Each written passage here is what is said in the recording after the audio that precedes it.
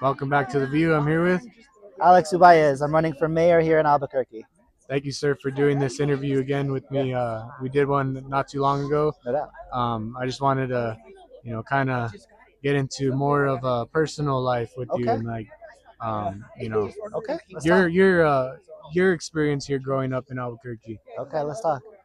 So share some maybe some experiences that Yeah, you would like to share with others that. sure.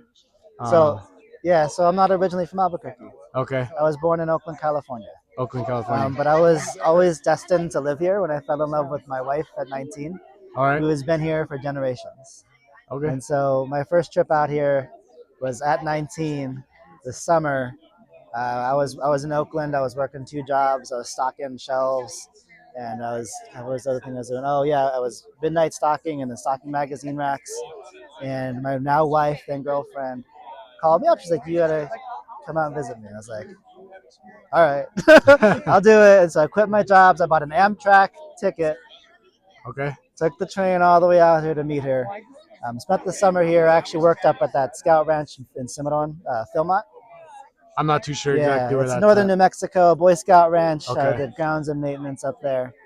But this has been home ever since. And so for the past 20 years, been in and out of New Mexico. This has been home since 2011 when we moved back.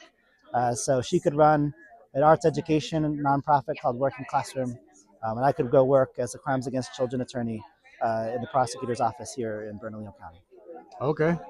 And when you started here, seeing like everything, what's going on in the streets Yeah, and, crime yeah. and whatnot, what, I guess, irked you to make you want to make change? Yeah, and so the crimes against children work really shows you the worst of our community, Right. but it also shows you that so much of that is driven by poverty and by addiction and by mental illness, right?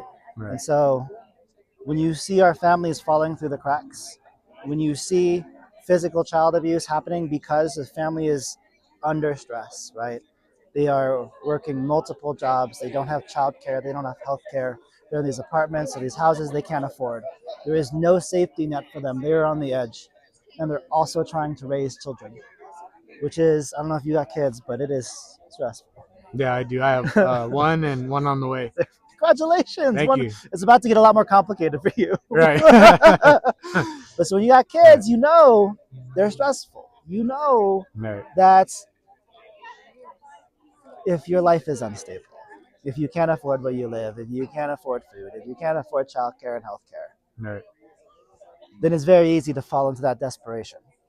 And so what that taught me is we need to do a lot more to be supporting our families, right? The people who live here should be able to afford to live here.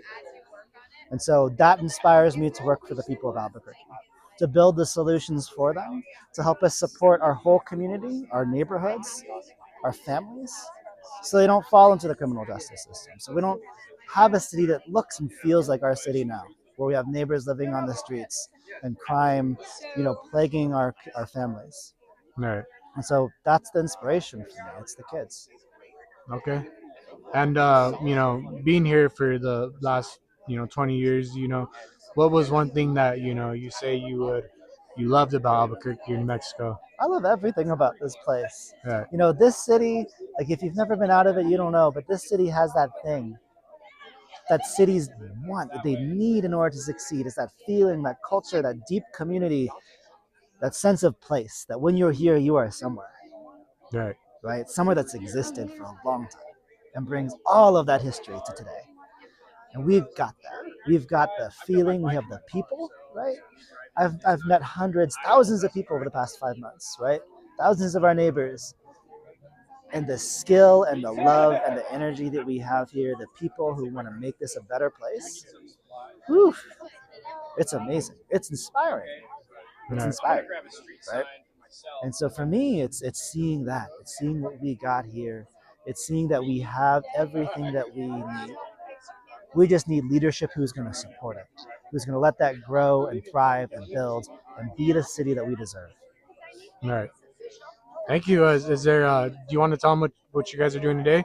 Yeah, we out here canvassing. You'll see I got probably 100 folks out here who are going to hit the streets, hit the doors, go and talk to people about the future of Albuquerque and how we build a change in a city that serves all of us. And so, if you want to join, alexforalbuquerque.com.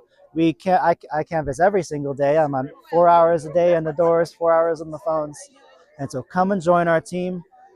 It's not only building a city that works for all of us, but it's a great team. These are great folk, and you're gonna have a lot of fun with them because that's the way we build this city. We do it together.